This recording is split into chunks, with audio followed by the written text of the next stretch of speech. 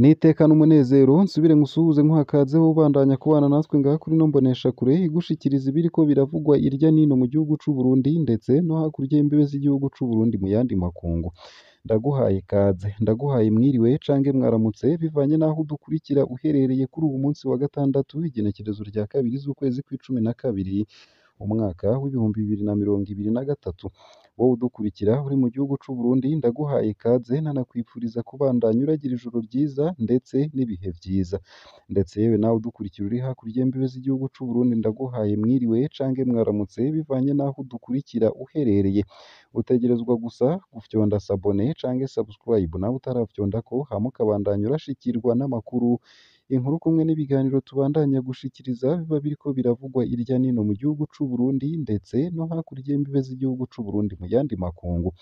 Ano makuru haraba afatiye ku ngingo nkuru nkuru zikurikira: inzandiko bita tract zitirirwa umurwi w'abasirikare n'abapolisi bashaka impinduka mu Burundi zatowe ahatari hake mu gihugu.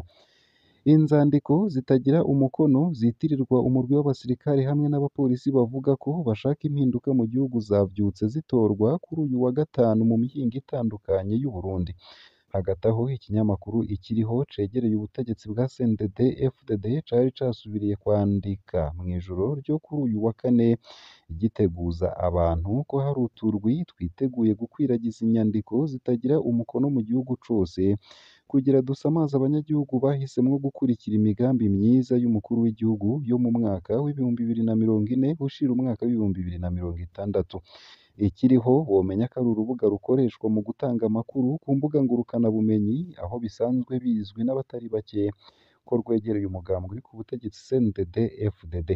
Womenya ko haheze iminsi mirongo itandatu hakaba hari ku wa mbere Gitugutu bibiri na mirongo ibiri na gatatu ikinyamakuru ikiriho cashikirije amakuru avuga ko hariho umurwi w'abantu boba witeguriye gukwiragiza inyandiko zitagira umukono ngo bagamije gutoba umugambi wa Perezida Ndayishimiye wo guteza imbere igihugu.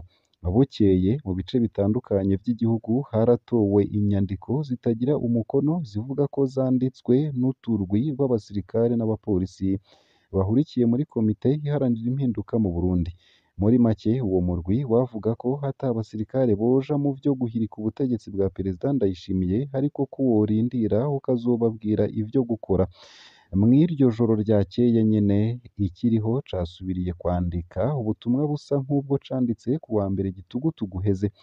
Bwakeye kuri uwu wa gatanu uheze nyene hatorwa izindi nyandiko zivuga ko ari iza wa murwi nyene.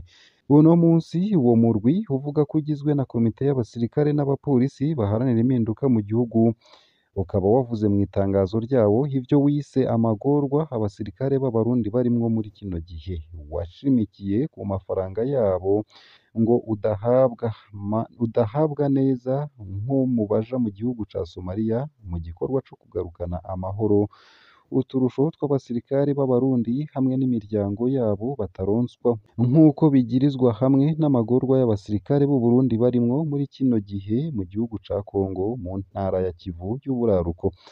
Bamwe n'abandi baratangazwa cane n'ukuntu ivyo ikinyamakuru ikiriho kiba canditse ku mbuga ngurukanabumenyi biheza bikaba bukeye ariko ntihaboneke igikorwa cakozwe n'igipolisi be n'urwego rw'iperereza kugira bateshe ivyo biba vyatangajwe canke ngo hakorwe amatohoza, ahubwo bikaba ukuri kwamye. Ari nako abatari bake bafise amakenga menshi aho babona ko ubutegetsi hamwe n'ikiriho vyoba biri inyuma y'izo nyandiko zikwiragizwa mu gihugu. Nayo kandi nonyemerere nanagushikirize iyi nkuru ivuga ko Agathon Rwasa amenyesha ko ata mugambi wo gushinga uwundi mugambwe afise mu gihe hogera mu mwaka w'ibihumbi bibiri na mirongo ibiri na gatanu CNL itaremererwa gusubira gukora. Umukuru w'umugambwe CNL amenyesha ko ata mugambi wo gushinga uwundi mugambwe afise igihe amatora yo mu mwaka w'ibihumbi bibiri na mirongo ibiri na gatanu y'abashinga amateka n'abakenguza amateka yogera umugambwe CNL utaremererwa gusubira gukora. Agathon Rwasa yabivugiye mu kiganiro cihariye yahaye iradiyo Ijwi ry'Amerika mu gisata cayo co mu Kirundi no mu Kinyarwanda. Ariko abazwa uko azovyifatamwo be n'abanyamugambwe biwe mu gihe amatora yo mu mwaka w'ibihumbi bibiri na mirongo ibiri na gatanu yogera bataremererwa gusubira gukora, Agathon Rwasa yagize ati: ntawota umwanya ngo ariko yiyumvira ibindi. Iyo ntwaro yumve ko iriho kubw'Abarundi, niyubahirize amategeko, bamwe bamwe bakore ivyo bafitiye uburenganzira hisunzwe amategeko. Ntawota umwanya ngo ariko aja gufuruguta ivyo afuruguta, cane cane ko ingingo umushikiranganji yafashe hari iz'agahotoro n'iz'akarenganyo, nta n'ububasha yari afise bwo kuzifata. Uwo atavuga rumwe n'ubutegetsi bwa Gitega akaba yasubiriye kwemeza ko atarota yicarana n'akarwi k'abantu 10 bari mu biro vya politike vy'uwo mugambwe baherutse kwirukanwa, ndetse mu nyuma bagatangaza ko bamukuye ku burongozi bwa Seneri. Agathon Rwasa akaba asaba umushikiranganji Martin Niteretse mu vyo ajejwe harimwo intwaro yo hagati mu gihugu, umutekano n'iterambere rusangi, kumureka we n'abandi banyamugambwe bagatumako ikoraniro kaminuza. Akamenyesha kandi ko iryo koraniro kaminuza ari ryo ryonyene rishobora gutorera umuti indyane ziri mu mugambwe wiwe. Nayo kandi igihugu cifashe mu mwaka w'ibihumbi 2040 kikazoba giteye imbere mu mwaka w'ibihumbi 2060. Ni ukuri canke ni indoto? Amashirahamwe yigenga abwirizwa kugira intererano yayo mu gufasha igihugu gushikira imbonomerekero y'igihugu cifise mu mwaka w'ibihumbi 2040 n'igihugu giteye imbere mu mwaka w'ibihumbi 2060. Uko akaba ariko bibonwa na Oricome, ishirahamwe rijejwe kurwanya igiturire no gusesagura amatungo ya leta. Ku ruhande rwa Parisemu, iyo mbono ntizoshoboka mu gihe ata ntwaro ibereye mu bijanye no gukoresha amatungo ya leta. Oricome yiyemeje gufasha muri politiki y'igihugu yo kugira Uburundi bwifashe mu mwaka w'ibihumbi 2040 n'Uburundi buteye imbere mu mwaka w'ibihumbi 2060. Nivyo dutegekwa n'ibwirizwa shingiro ridutegeka guterera mu ntumbero yo kubona igihugu giteye imbere. Amashirahamwe yigenga uko angana mu butandukane bwayo hategerezwa gutanga intererano yayo, haba mu bijanye no gutegura imigambi ikomakomeye, mu gusaba uburyo, ariko kandi no gukurikirana uko imigambi iriko irashirwa mu ngiro. Uko akaba ariko vyashikirijwe na Gabriel Rufyiri arongoye Oricome mu ruganda rwo guhanahana ivyiyumviro kuri uwu wa kabiri w'ino ndwi iheze. Kubwiwe umurundi wese ategerezwa kwitaho iterambere ry'igihugu, ari naco gituma amashirahamwe yigenga ategerezwa gukora mu ntumbero yo gushigikira leta. Umukuru wa Parisemu we abona ko hari ibibanza gukorwa kugira ngo hashikirwe iryo hangiro. Faustin Ndikumana amenyesha ko amadeni mu Burundi ari umurengera, amakori n'amatagisi birirwiza, ibishobora kuba intambamyi muri politike za leta y'u Burundi. Ivyo avyerekana akoresheje uburorero bubiri.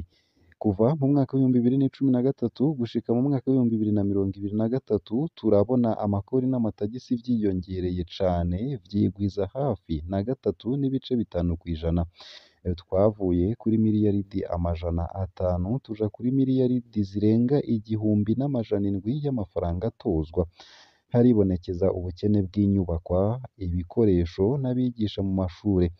Hagenda mu mahanga abaganga benshi, ibirarane mu bitaro bitararihwa, ubutungane buracagoye. Ugutanga ibirarane vy'abakozi ba leta vyagoranye no guhemba nabi abakukuruke.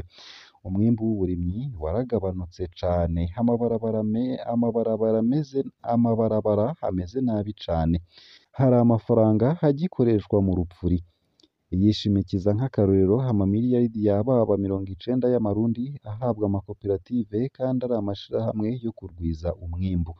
Ayo mafaranga hararengeye cane amafaranga akoreshwa n'ubushikiranganji bw'ubutungane bukoresha imiliyaridi 51 ku mwaka.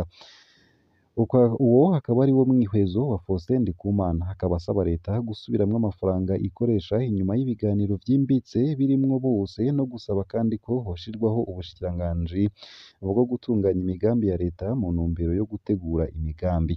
Ku ruhande rwiwe umuhinga mu vy'ubutunzi Diomede Ninteretse atomora ko amadeni leta y'u Burundi yafashe gushika mu mwaka w'ibihumbi 2022 yari hafi imiliyaridi 600 y'amarundi, ariko asigura ko ideni ritari ribi ku gihugu mu gihe ryotumberezwa neza mu gisata gitanga umwimbu aho kuyashira mu gisata co kuyamira. Ideni rya leta si ikibazo kuko leta irafise uburenganzira bwo gufata ideni haba mu gihugu hagati canke hanze y'igihugu. ariko ikibazo niyo ayo madeni agiye. Uravye neza amakori ategekanijwe hakenewe imiliyaridi zirenga ibihumbi amajana indwi na mirongo ibiri z'amafaranga y'amarundi. Leta y'u Burundi mu ntumbero yo kuzuza ibirarane mu bijanye n'amafaranga ikoresha izokwikora vyanga bikunda ku madeni. Kiretse habonetse imfashanyo niho izoshobora kuzibira ico gihengeri. Uko akaba ariko yatomoye. Yongerako ko amafaranga akoreshwa yongerejwe incuro 68% mu gihe umwimbu wongerejwe ibice 2% gusa. Ni ukwama twibuka ko mu gihe dufashe amadeni ari ukwama turaba umwimbu wo mu gihugu hagati. Ariko PIB yaragabanutse cane. Ni ukwirinda rero amadeni na cane cane ayadatumbereje mu gisata gitanga umwimbu. Uwo muhinga ahanura indongozi z'u Burundi gutumbereza amadeni aba yafashwe mu gisata gishobora gutuma umwimbu w'umunyagihugu wisununura.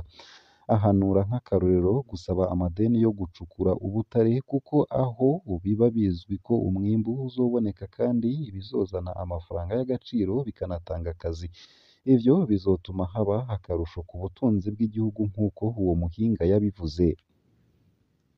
Ngaha akaba ariho nsoreje ano makuru nari naguteguriye ariko aravugwa irya nino mu gihugu c'u Burundi ndetse no hakurya y'imbibe z'igihugu c'u Burundi mu yandi makungu. Ico utegerezwa gusa ni ukubandanya kumwe natwe. Kubandanya kumwe natwe ni ukumanuka munsi y'ino video hama ugafyona imbere y'ijambo Isange TV. Haraba handitse ijambo s'abonner canke subscribe bivanye na YouTube ukoresha. Uravyondako hama uduha intererano yawe yo kuja turakuronsa amakuru, ibiganiro kumwe n'inkuru tubandanya gushikiriza. Ugire umugoroba mwiza.